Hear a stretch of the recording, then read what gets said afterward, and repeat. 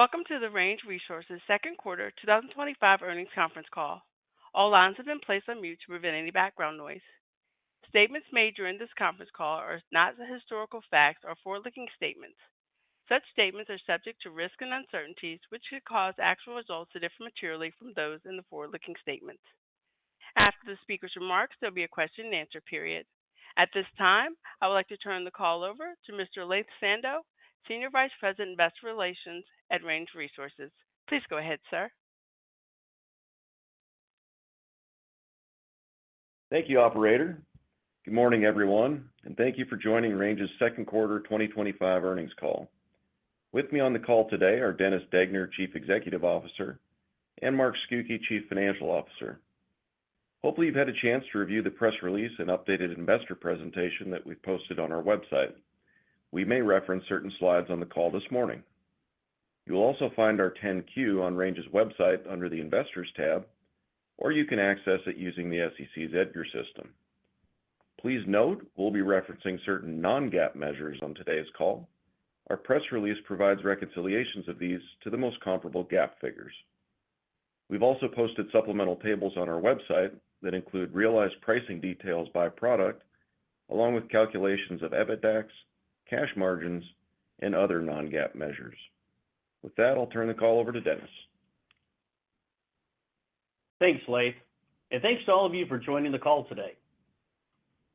Before Mark and I provide an update on Range's business, I'd like to start today's call by expressing our deepest sympathy to all of those impacted during the recent flooding in Texas.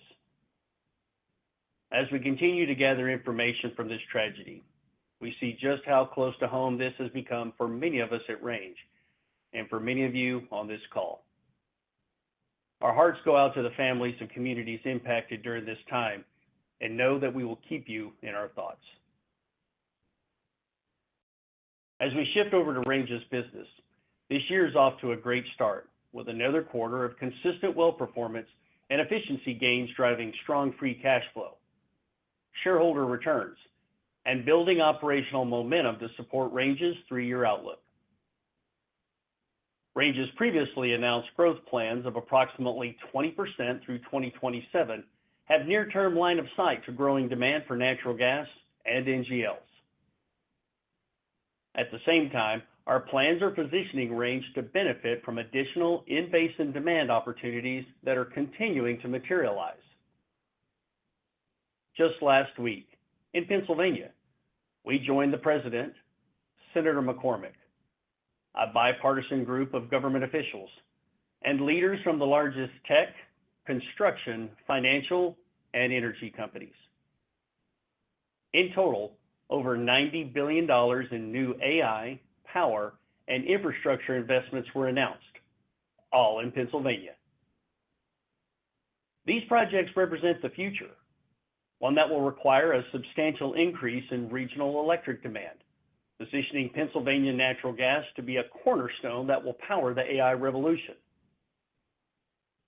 We believe Range is incredibly well positioned to support these initiatives, being one of the few producers in Appalachia with sufficient high-quality inventory to support the required long-term durable supply of natural gas.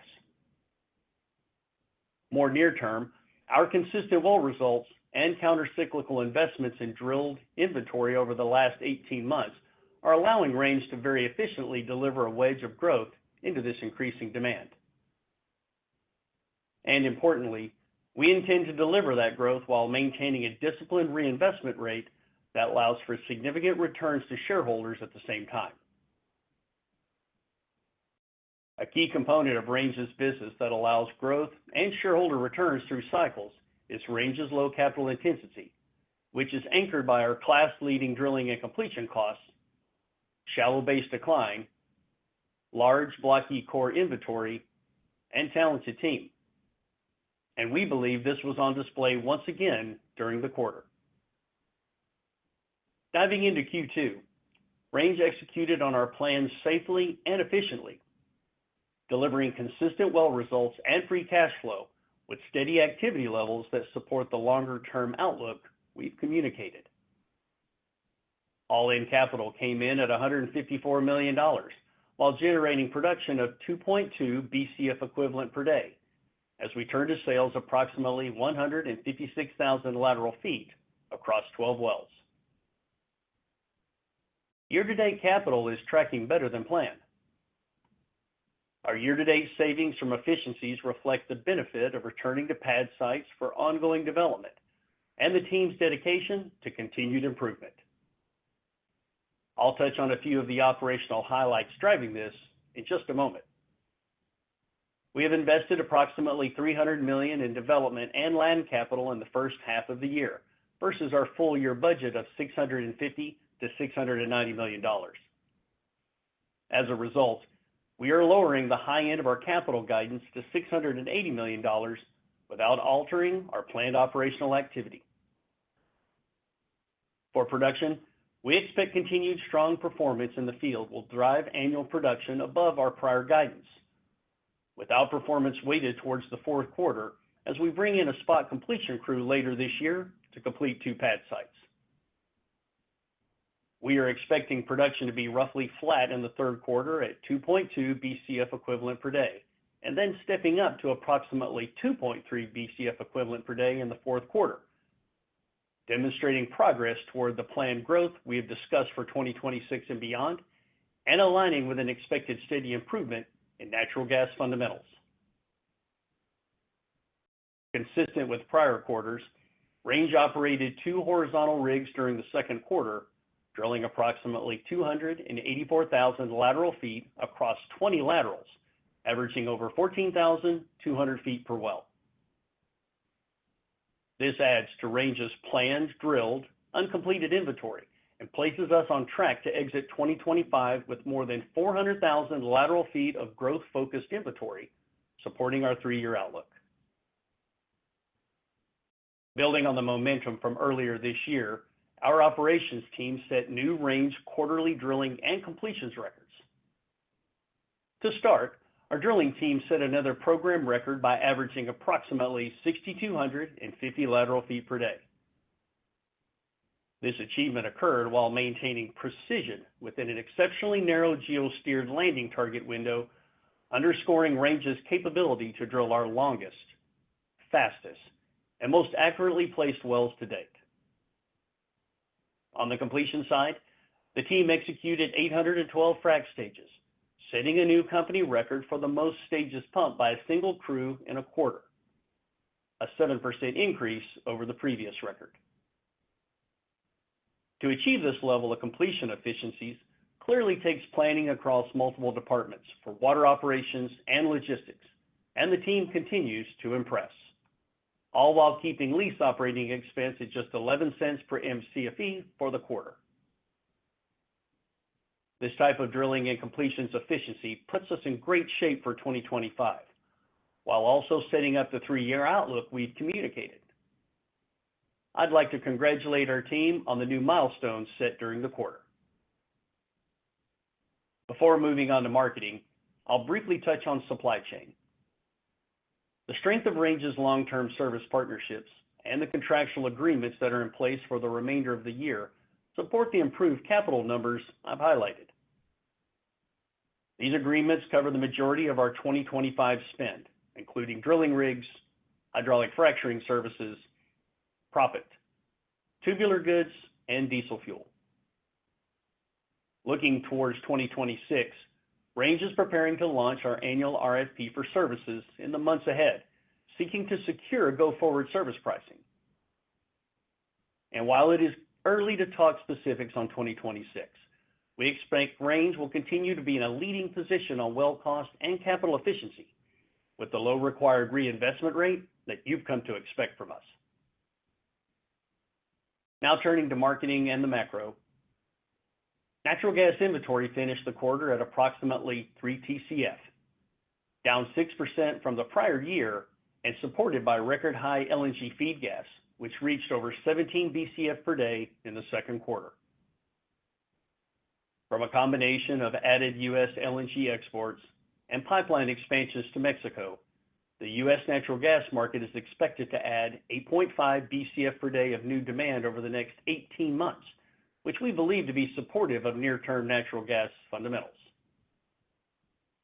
For liquids, during the second quarter, we directed LPG barrels to the international export market in order to capitalize on continued favorable pricing dynamics. For context, Range's LPG export volumes are currently under contracts with international pricing upside or a fixed premium to the Mont Belvieu index. This structure enhances our ability to capture consistent premium pricing throughout the year and reinforces Range's competitive positioning. In addition, our advantage East Coast export capability continues to differentiate Range as a preferred NGL supplier to European markets relative to U.S. Gulf Coast-based peers. Range's combined flexibility, reliability, and responsiveness to market dynamics delivered solid results with a premium to the index of 61 cents per barrel. And accordingly, we have again improved the full-year guidance for our expected NGL premium. Stepping back and looking at the broader landscape for liquids, U.S. NGL exports continue to outperform, with U.S. waterborne ethane exports increasing by 5% to 475,000 barrels per day, while propane exports also increased by 5% to 1.8 million barrels per day versus the second quarter last year. Looking ahead, U.S. NGL exports are expected to ramp significantly as terminal capacity is expanding, some of which is starting up as we speak. U.S. ethane and LPG export capacity are expected to grow by approximately 425,000 barrels per day over the next 18 months, helping to support near-term fundamentals. Before handing it over to Mark, I wanted to share highlights from our recent corporate sustainability report. We believe the natural gas produced in Pennsylvania offers both economic and environmental advantages. This year, we're proud to have achieved net zero for Range's combined Scope 1 and 2 greenhouse gas emissions, accomplished through a combination of direct emissions reductions and the use of verified carbon offsets.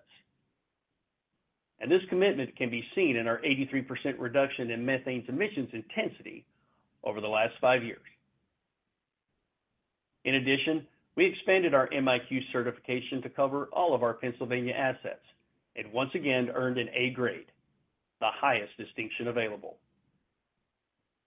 We are proud of these accomplishments, and our team remains focused and motivated to continue our efforts as an industry leader.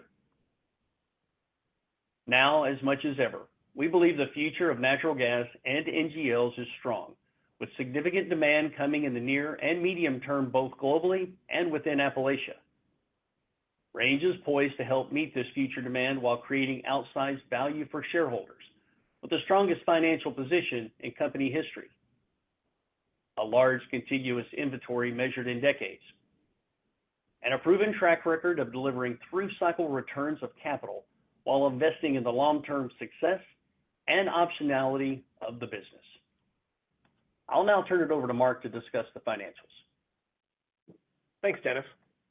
With the first half of 2025 behind us, the year is unfolding as a success both operationally and financially. Our 2025 operational plan is focused on disciplined development of our asset while capturing additional future value from growing demand. This plan was designed to deliver both value from future growth and to deliver returns to shareholders today. So let's dive right into what Range has already delivered to stakeholders in 2025. In the second quarter, we repurchased $53 million in shares, bringing the first half of the year total to $120 million. We paid $21 million in dividends in the quarter, bringing year-to-date total to $43 million. We also repaid maturing senior notes totaling $606 million using cash on hand and a modest draw on the revolver. In aggregate, this brings year-to-date enterprise value returned to equity holders to $646 million, roughly 7% of Range's market cap in just the first 2 quarters. These numbers are in the financials, so why am I calling them out now? It's because they warrant attention. These are tangible results delivered to shareholders, and they are results indicative of where Range can take the business as natural gas prices respond to rising domestic and international demand. With a strong balance sheet, less than 1x levered, Range's ability to return capital and pursue investments in the business is not deferred by balance sheet needs, but are being carefully evaluated and opportunistically executed. In other words, Range is delivering on the industry's promise of future returns today while still investing for tomorrow. Financial results rely on safe, efficient operations, and the Range team executed another successful quarter, delivering planned production on budget. In fact, drilling and completions activity and well performance are trending better than planned, such that we have improved our capital budget and production guidance for the year. This improved guidance continues to support our multi-year plan of capturing growing demand. Recall that this year's budget includes incremental investments enabling carefully staged growth through 2027, with capital at less than $700 million per year and achieving production of 2.6 BCFE per day. Further, we estimated that Range can maintain 2.6 BCFE per day of production for less than $600 million of annual drilling and completion capital, or approximately 60 cents per MCFE. Simply put, the goal of efficient production growth, which we expect to be augmented by a declining share count, is growth in cash flow per share. Let's put this cash flow in perspective. Forward natural gas prices for the next couple years are above $4, closer to the marginal cost of supply. So let's use a likely conservative $3.75 natural gas price over the 3-year period through 2027. Free cash flow should total in excess of $2 billion, equal to nearly a quarter of Range's current market cap. Alternatively, cash flow in this scenario could repay all debt and still acquire a significant percentage of Range's shares outstanding. The objective is simple: drive per share value through the compounding effects of prudently growing the business while reducing share count. This goal is underpinned by a strong balance sheet that allows optionality in capital returns and reinvestment.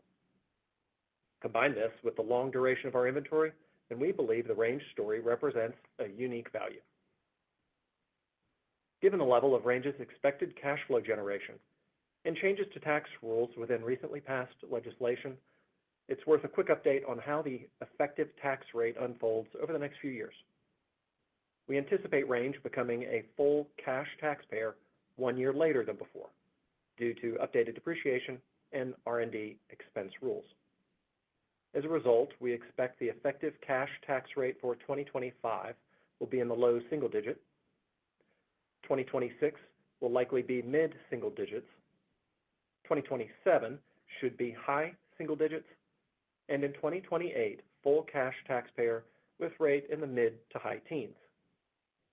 These estimates are a significant improvement from prior estimates of after-tax cash flow through 2027. Moving from Range-specific matters to the broader market backdrop, recently announced large-scale power and AI or other data center supply deals, both in and out of basin, speak to the fundamental tailwinds to the gas macro and the potential for incremental value creation through pricing and marketing. These deals should serve to improve pricing dynamics for all producers over time. However, the companies that will benefit the most are those with the ability to offer counterparties the scale to sign large supply agreements, the inventory quality and duration to deliver gas through cycles and over the long term, the infrastructure to reach numerous outlets, the creativity to structure win-win deals, and the execution track record to attract high-quality partners. Long-term surety of supply is once again front of mind in the global gas market, with domestic infrastructure investments needing to be paired with dependable supply.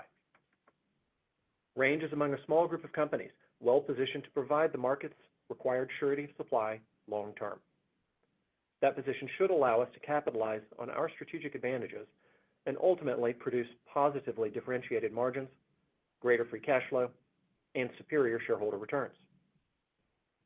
In summary, Range is in a strong position to continue capitalizing on strategic advantages across several key areas, maintaining superior full-cycle margins through operational efficiency, delivering strong capital returns to shareholders, and exploring new business opportunities that position us for long-term growth in the evolving energy market.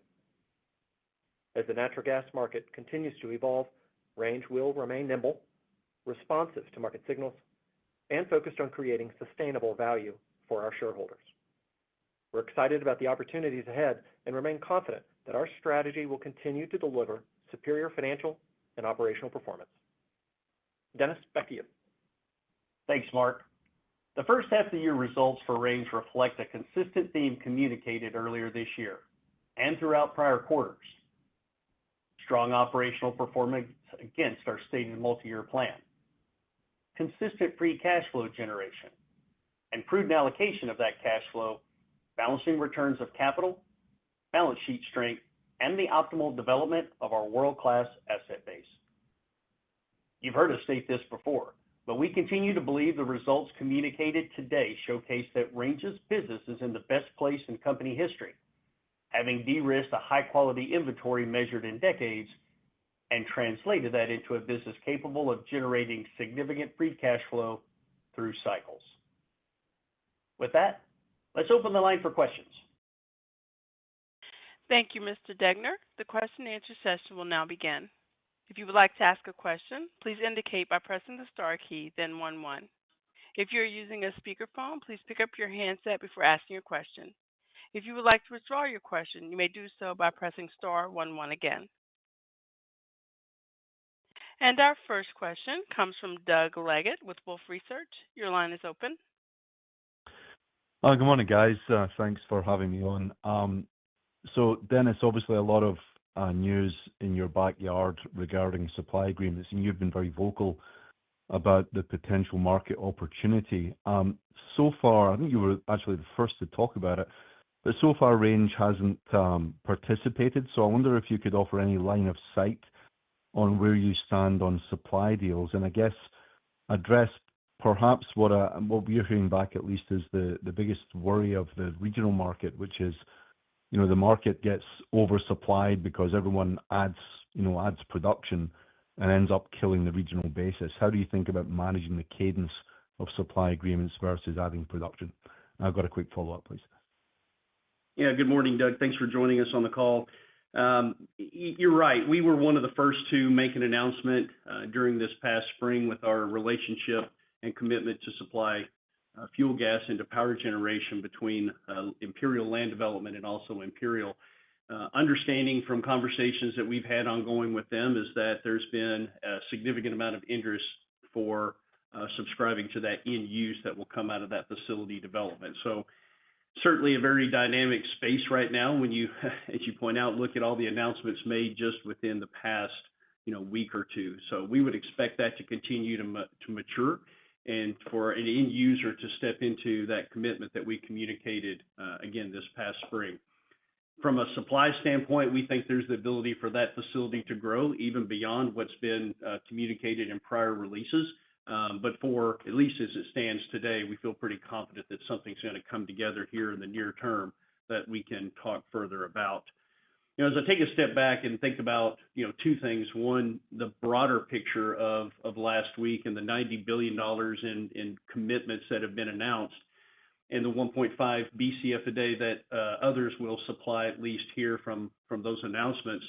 It still represents a really large opportunity set. And I think by the time you get to the end of the decade, it's starting to narrow in on something that's closer to a 4 to 5 BCF per day opportunity for a lot of the producers in the region. And so when I think about who can supply that gas, it really points pretty heavily toward a producer like Range. And I think it starts with really a couple of components. One, we hear from the end users how important it is to address the 5 nines of reliability. And that comes with not only the inventory quality, but the ability to execute on what you say you're going to do. And I hope that both from your lens and from others that are on this call, each quarter Range has just demonstrated a good quality, consistent ability to execute, meet expectations, in many cases beat from an efficiency standpoint, and deliver the supply. Inventory quality has clearly always been a cornerstone of our story as well. And I think that goes without saying when you look at our ability to meet production expectations and guidance again year over year. And then lastly, when you look at the diversification of our marketing portfolio, and how we can move gas regionally, let's just say not necessarily always out of basin, but our ability to tap into outlets regionally, we think that that also supports that 5 nines of reliability. So in our mind, it makes a lot of sense, to connect with an organization like Range to help supply that future demand. And then I think, lastly, we think inventory exhaustion is going to play a part. And we've talked about resource exhaustion in prior discussions with many of you, but ultimately we think that's going to play a part as you start to get to the end of this decade and get closer to it when you see these power forecasts continuing to ramp up and get stronger and stronger. So when you ask the question about oversupply in the basin, I think ultimately it's going to come down to the inventory quality, the ability for others to produce into that capacity, and it starts to get challenged with other names other than probably Range and a couple others. I appreciate the answers. A lot of moving parts, and obviously it's still early days, but yeah, the 30-year inventory you talk about is going to differentiate for sure, and it really gets to my following question, which is when, if at all, does Range start thinking about adding capital? And if I could frame the question a little bit, Mark pointed out $2 billion of free cash flow for the next 3 years. Well, if I average that and annuitize it, simply put, you get your market cap. So as opposed to thinking about it, $2 billion is X% of your market cap, annuitizing that run rate is your market cap on a DCF basis.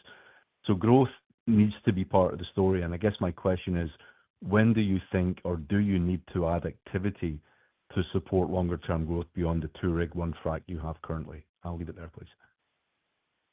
Morning, Doug. Maybe I'll kick that off just from the financial conceptual aspect of valuation and how we're thinking about that cash flow and then how to translate that into per share value. And I think that's the key. I kind of touched on that during the opening comments.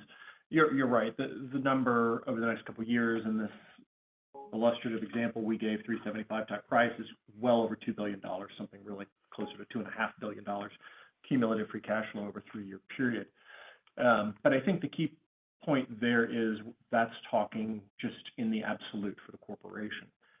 The use of that cash flow and the growth in that cash flow is the point you're making, how we drive and monetize that 30 years of inventory. But I think the other piece of it is what really matters is the per share price and per share value. So as we're shrinking the share count, buying back in shares, and driving growth, you're getting a twisting effect, a compounding effect of the values. So, to your point, absolutely run an annuity valuation model just at that $2.5 billion, you get something equal to today, except that both of those variables are moving and improving for shareholders. So as we think about what that translates into beyond the 3-year plan we've given, and really it ties into the first question you asked to Dennis as well about oversupply. Growth is being driven based on the call on supply, on the call on gas. Something we've said for a couple of years is growth will come when it's appropriate, at least for Range, and when we have clear line of sight deliverability to that incremental demand. With Range's inventory, we can and will fully expect to deliver to both in-basin demand growth, be it power, be it data centers, be it industrial, as well as through our long-haul transport that we have today, potentially more. We can do it through transport that we can take on that others are having to give up. We can sell to customers through their transport, just as we do today. So the story about growth, and I want to be careful in how I frame that, in that the industry, I believe, I can't speak for all of it, but we can read between lines and read commentary of our peers. I think everyone is being appropriate and economically sensitive in terms of how and when to bring on supply in response to demand. So to come back full circle, I think the risk of in-basin oversupply is mitigated by the fact that we're all focused on these discussions with specific projects and trying to match the cadence of our build-outs with that call on supply. And in terms of valuation for Range, as we think about how to maximize that and accelerate that value into our shares, it's seizing that growth as these opportunities become available to us, attractive growth opportunities with line of sight deliverability of the gas, combined with how we're deploying that significant free cash flow back into shrinking the share count. Is a twisting effect where the valuation per share in the market cap far exceeds what the annuity valuation would indicate today. I appreciate the answer, Mark, and I would add that 375 is hopefully a conservative number. Thanks for taking my questions, guys. Thank you, Doug. Thank you. Our next question comes from Scott Hanold with RBC. Your line is open. Thanks, and good morning. If I could ask maybe, similar kind of question in a different way. When you think about the potential of, 4 to 5 BCF a day of in-basin demand, over the next several years that could come online, and thinking that Range has got a plan to grow to 2.6 BCF a day by 2027, what is your logistical capacity, reasonable logistical capacity, not theoretical, but like how much of that 4 to 5 BCF a day, do you think you can contribute? Could Range be, say, 1 BCF a day of that, or could you be as much as 2 BCF a day? And this is more so thinking over a longer range time frame, say just starting around 5 to 10 years. Yeah, good morning, Scott. I'll try and address that question. I think I'll start with what we've communicated on this 3-year outlook, and I think it's kind of a starter kit of what the business is capable of to grow 20%. So roughly we're adding 400 million a day over the next, really, if you think about it, the balance of the next 2 to 3 years. And so I think that's a good snapshot of what we can generate using almost a maintenance level type staff and rig activity and a single frac crew with some spot activity that's sprinkled in throughout the next 24 months. So when you ask how much could we participate in, I think really it's a little bit endless for us because of the inventory and our ability to absorb additional incremental activity within the current program as it sets. We can be nimble because of our ability to move back to pad sites with existing infrastructure for utilization for those ongoing development phases. And so for us, it's really a function of having that line of sight to where that demand is going to take shape and how we can then participate in it. So I hate to give you a vague answer, but I think we can participate in this space at a very, very large volume because of the team inventory and our ability to be efficient with utilization of our equipment. So is it unreasonable to think, though, over the next, say, decade plus, you guys have the ability or capability or maybe even position to say, double your current production base? I think that is very much an art of the possible. And again, I think it goes back to what you've seen from the current team and also the infrastructure that we have in inventory. So absolutely, that could be a scenario that could exist. Okay.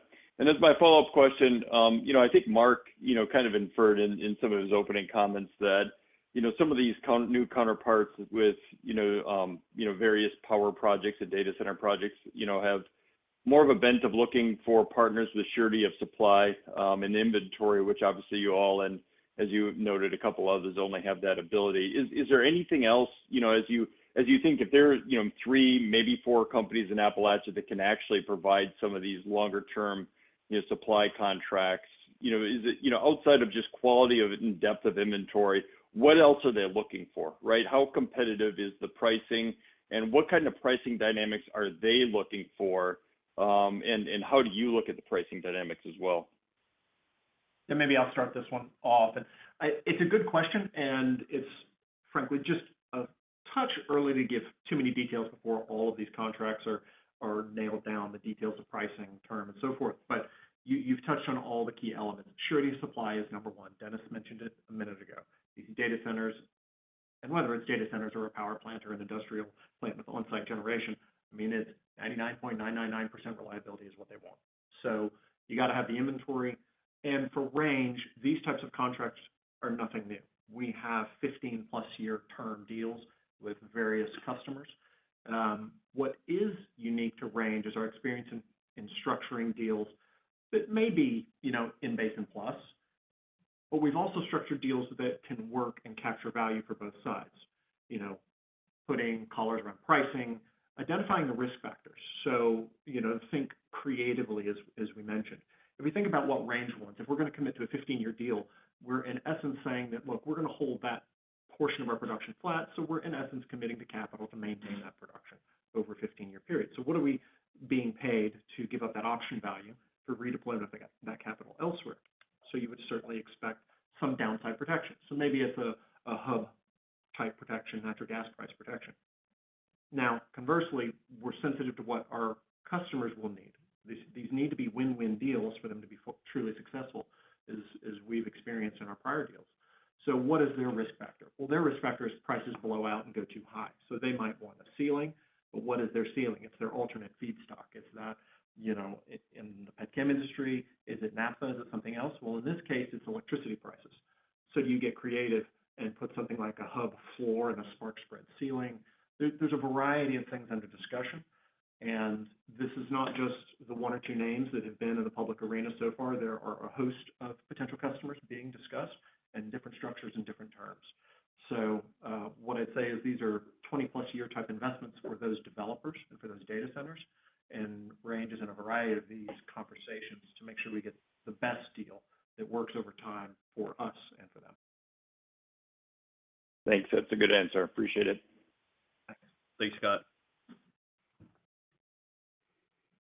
Thank you. Our next question comes from Jacob Roberts with TPH and Company. Your line is open. Good morning. Morning, Jake. Is there any possibility or would there be any benefit to going ahead and completing some of the lateral footage you guys are accumulating and delaying turning to sales? Just trying to think about, the possibility that another spot crew could come in and maybe prepare the setup for 2026 in a way that you could respond to pricing a little bit faster. Yeah, good question, Jake. And I would tell you one of those spot crews is actually operating as we speak.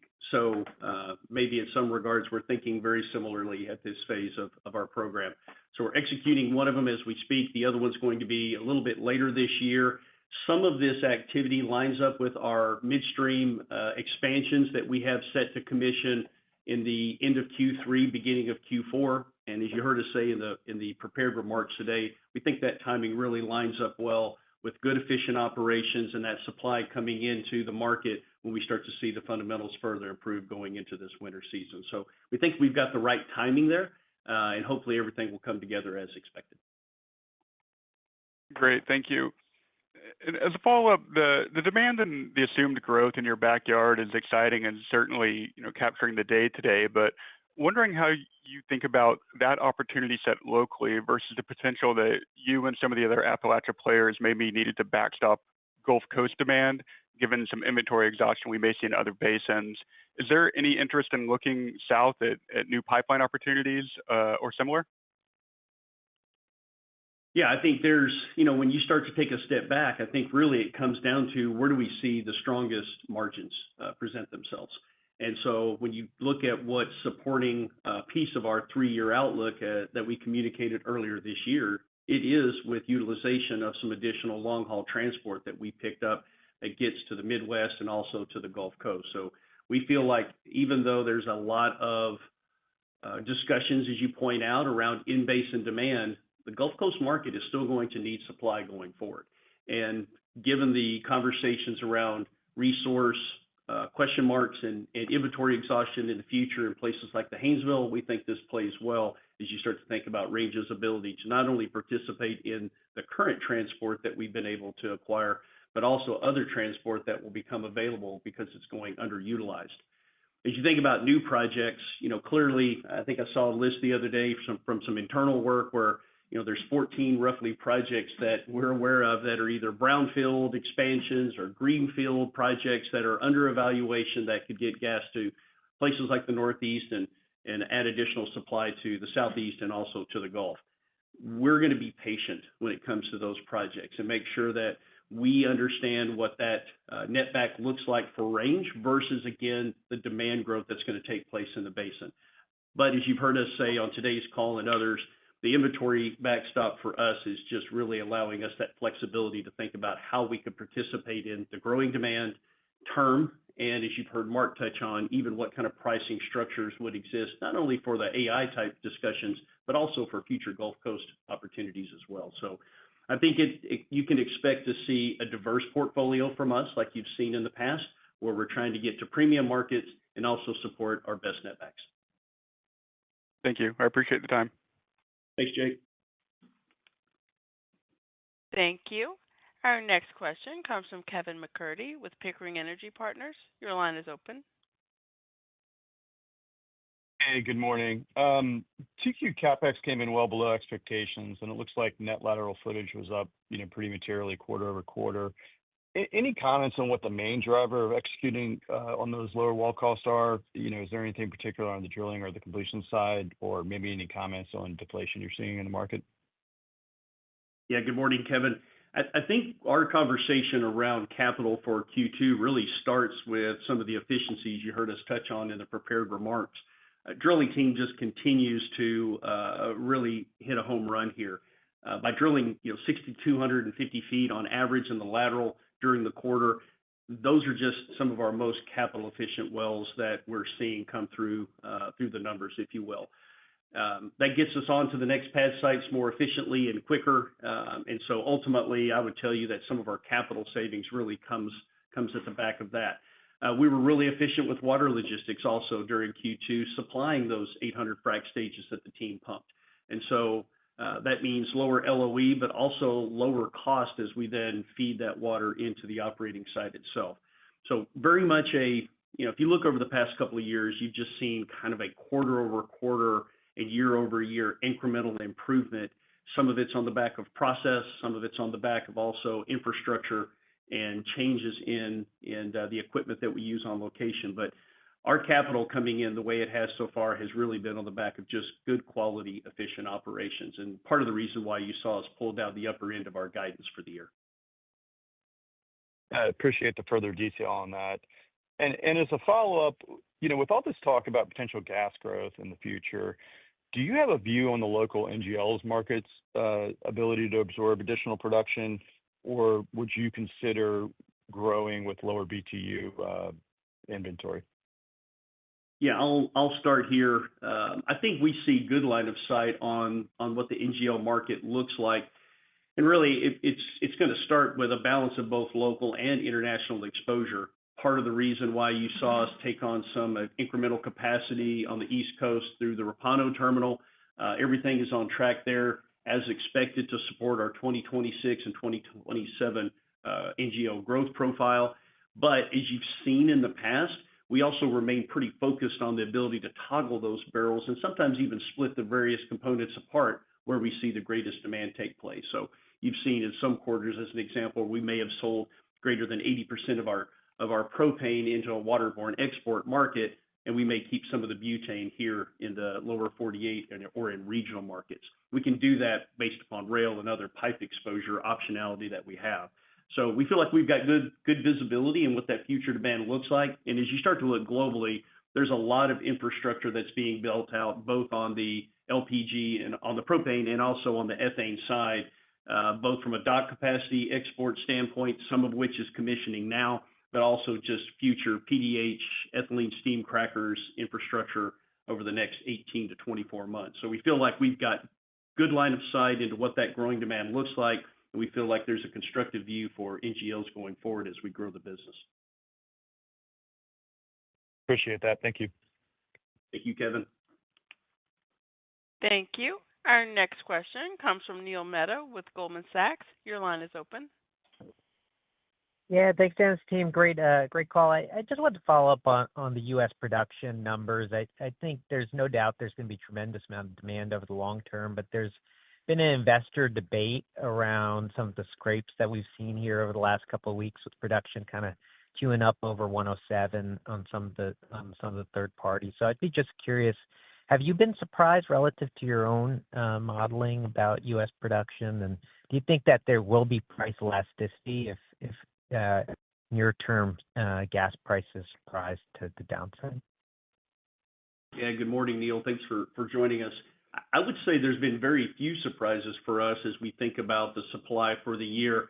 We anticipated a fairly, we'll just say, flat and stable production response from the deferred TILs from last year. I think we expected that to be flat based upon some of the infrastructure being at a high level of utilization, and then eventually you'd see a decline off of that.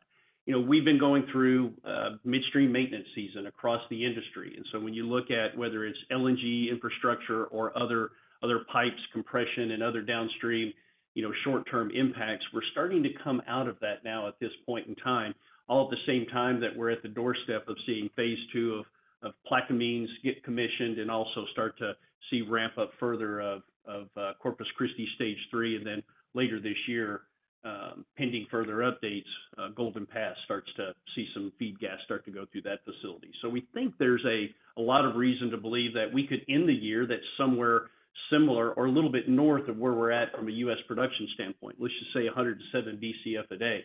That wouldn't surprise us at all internally on how we view where activity has been.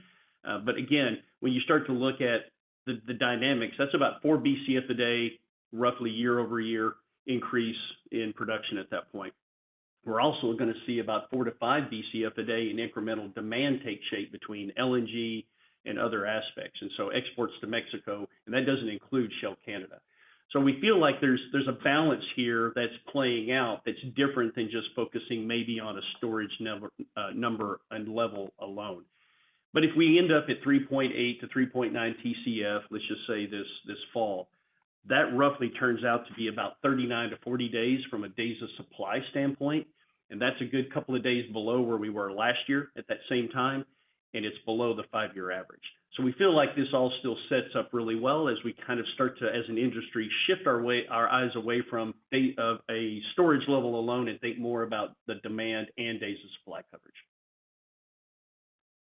That's great color. And that's the follow-up, which is just your perspective on hedging. The 26 has stayed pretty well bid even as the front has come off. And so, just your thoughts on continuing to layer in hedges to protect downside while still leaving enough open to capture the upside. Morning, Nate. I'll kick that one off. I think what you have seen, the modest changes in our hedge book this past quarter, is consistent with the philosophy and the business objective we've described over the last number of years, is really primarily to cover fixed costs and hang on to as much upside as we can, because the fundamentals in our mind are not fully baked into the forward curve. It's just not liquid enough. There's not enough trading activity and fundamental counterparties active for it to be truly linked up. So what you saw was some modest additions, just finishing off the 25 book. You just added some collars, which raised the floor price on our book and raised the ceiling to capture more upside. So modest additions, fine-tuning there. So you looked into 26 and 27, same thing. Execution around the same guidelines, same philosophy we've described over the last several years. And again, increasing the ceiling. For example, in 26, the ceiling on that percentage of production that's hedged went up by 30-some cents. So we're trying to hedge enough, get just enough insurance, if you will, while hanging on to as much upside as possible, given what we continue to believe is the re-rating of the forward curve of gas prices, with a marginal cost of supply that from those players in that basin in the Haynesville is between $4 and $5. So we think there's still room for the forward curve to hook up with that as these LNG facilities are brought online. So said differently, the hedge books for 26 and 27 are basically where we want them, and we don't need to do anything else. That's perfect. Thanks, team. Thanks, Neil. Thank you.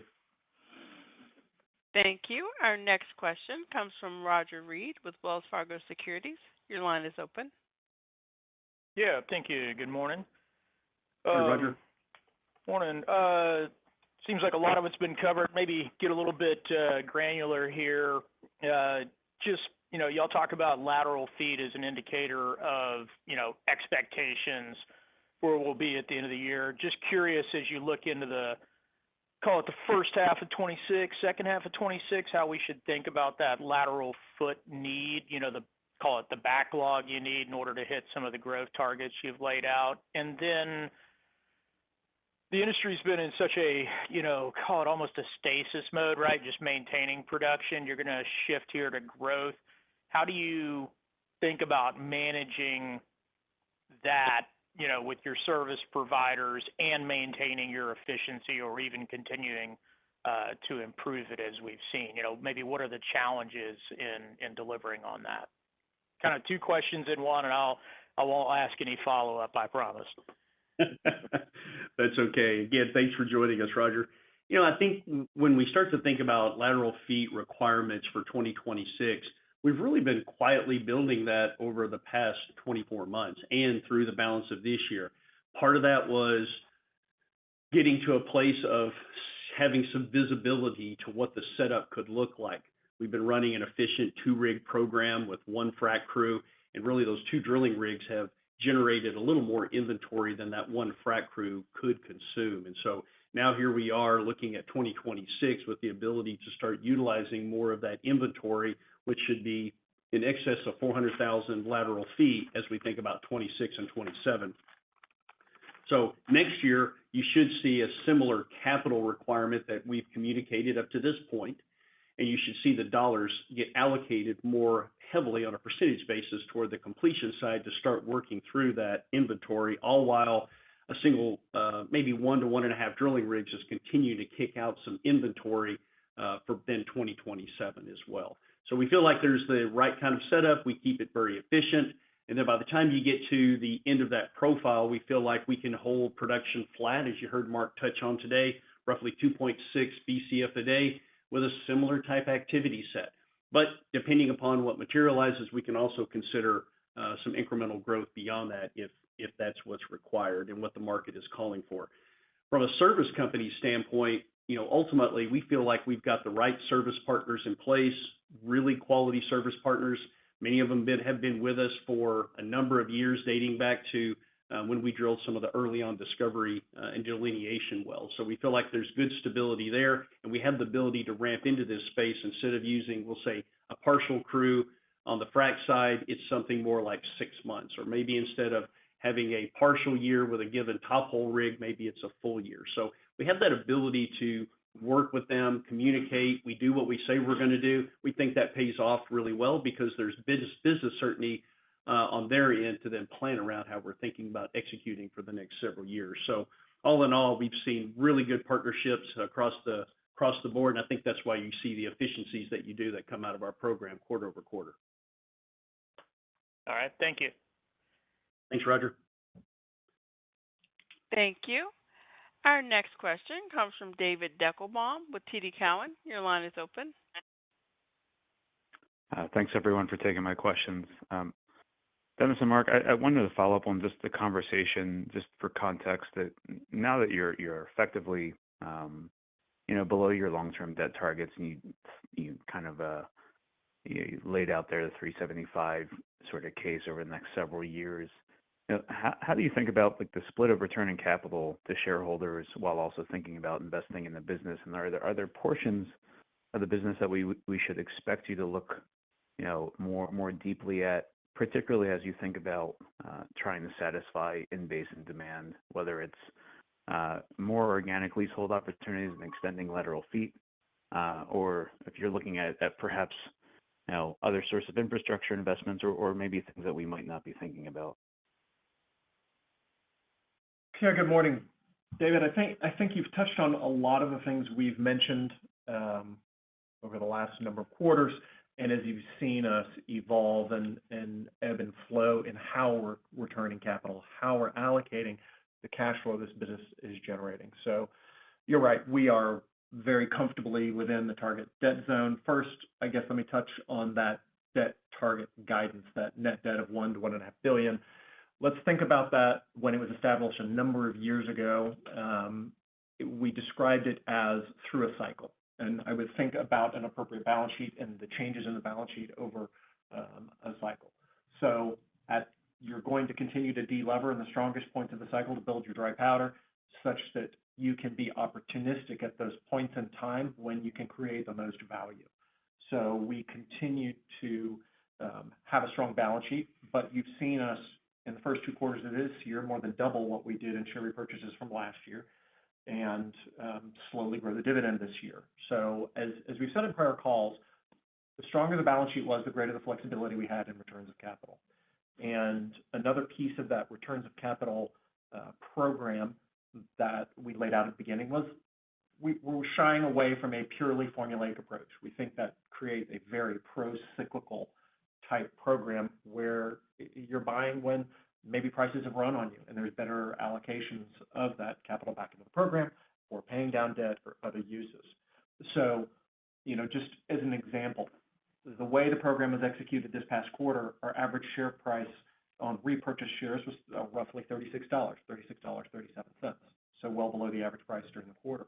If you look program to date, we've bought bought back some 31 million shares at an average price of $21 per share.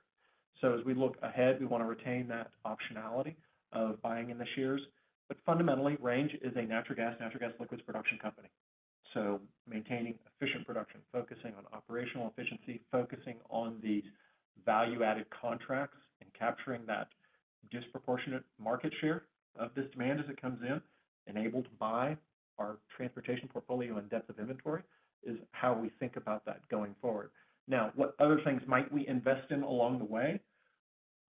Don't expect us to stray too far from what our core mission and core objective is. So that's investing, focusing operations in the Appalachian Basin, where our operational and geologic expertise lies, and the marketing team's expertise lies in moving gas and liquids out of the basin and internationally. So might it be carrying some of the costs or investing in some of our compression to improve production? Might it be building some lateral lines, some modest investments in midstream? You could see those, I think, as one-offs or as participation going forward. But again, it'll be focused on developing and maximizing the value of our inventory and our production going forward.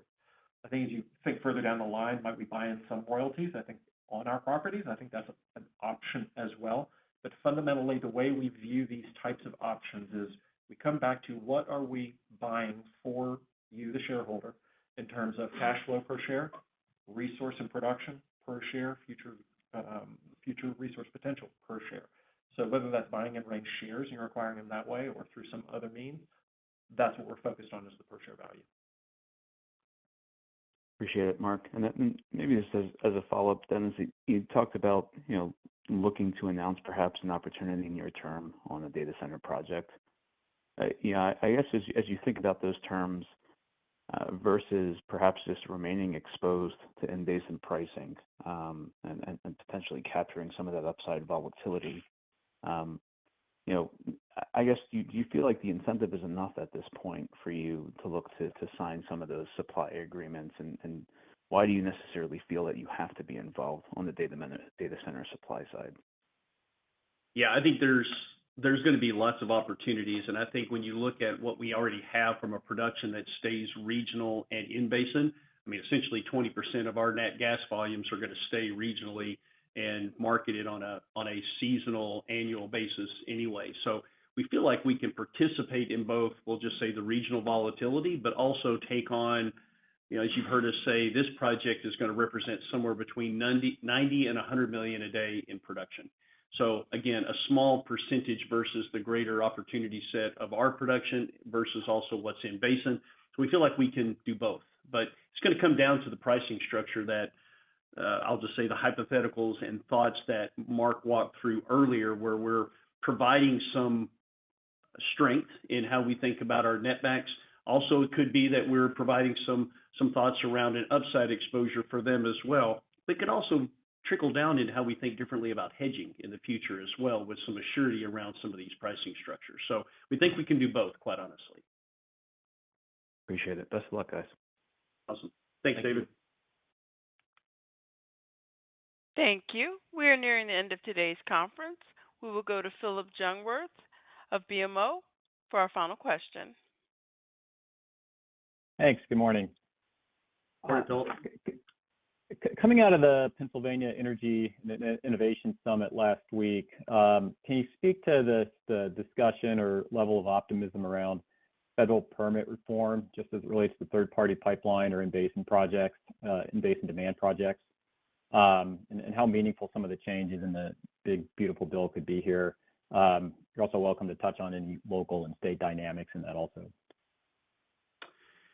Yeah, I think clearly permit reform, and you've probably heard me say this in prior conversations that we've had, but I think permit reform just really has to play an important role in how we think about the future. And really, it's a bigger discussion than really just natural gas and NGL production. It really goes all the way to how you think about getting support for not only building and expanding the grid as it stands today, but bolstering it as well. How do you basically get right away? How do you stretch wires? How do you further electrify what we do? Which again, a lot of this AI conversation that's what what's underpinning this conversation.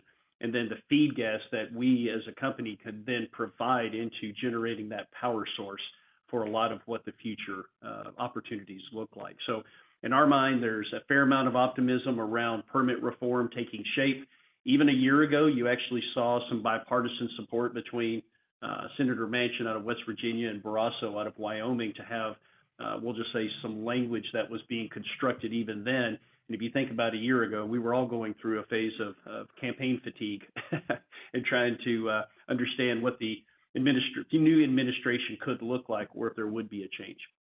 So all that to be said, I think there was support a year ago. There's now growing support now. I think it all plays well for Appalachia, and there was quite a volume of optimism last week at the conference. And I think locally, to maybe top off your question, even the governor was present, and we were really pleased to see Governor Shapiro's support for the role energy is going to play in adding jobs, economic development, and also playing a role in this AI build-out going forward. And ultimately, we would expect, both from his messaging and what we've seen in conversations with the governor's office, ongoing support for this permit reform to help truncate the time frame to get these projects from, we'll just say, from the dream factor to actually being commissioned. So we're optimistic. Great, thanks for that. And then I did also want to get your updated thoughts on the propane markets. We have seen inventories build here over the past 2 months. Wondering if you could talk through the moving pieces here and how do you see the market and exports shaping up into year-end? Yeah, I'll touch on this briefly as we kind of wrap up here today, but we still are really optimistic about the propane market. I think if you look at exports over the last quarter, I mean, we've averaged as an industry 1.8 million barrels per day. That's up 5% versus the same time a year ago, and you've continued to see barrels flow even at that level, despite some of the noise around tariffs and trade wars, as an example. Infrastructure is being commissioned as we speak to expand dock capacity out of the Gulf. We've all been looking, I guess, as a sector at congestion in the Gulf Coast market, less impactful to Range because of our exposure to East Coast terminals out of Marcus Hook, Philadelphia, but clearly congestion has played a role, and I think you're seeing that probably translate into some of the numbers now that we're seeing from a stock level standpoint. But from the stocks perspective, we're really about where we were last year. So it's very comparable. And I think ultimately we would expect with further build out of that dock capacity, but also in 2026, you're seeing infrastructure on the demand side get added that total 700,000 barrels a day. If you assume a similar 80% utilization rate that the U.S. has participated in roughly in the past, that would be a call on another 500,000 barrels a day. So as we kind of get into the back half of this year, again, as you heard me say, you get out of midstream infrastructure build outs, but also maintenance season. I think you start to see improvements in some of these stock levels, and especially as you get into 2026 with this further build out of demand infrastructure. Great. Thanks, guys. Thank you, Philip. Thank you.